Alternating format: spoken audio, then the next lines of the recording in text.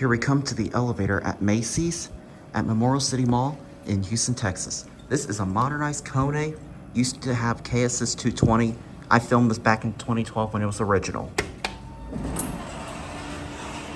All right, it's getting quick before someone gets on.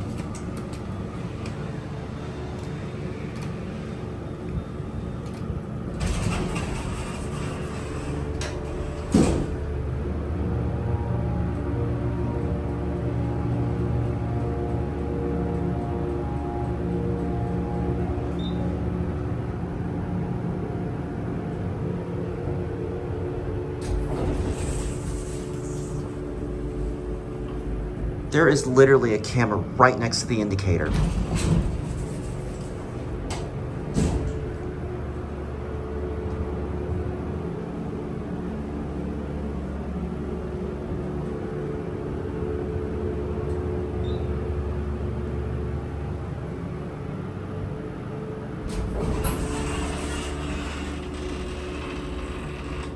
Oh, what do you know? Nobody called it. Okay. Okay, I think somebody called it upstairs, so I'm just gonna go ahead and get off. Anyways, there it goes, and that's it. That was an updated take.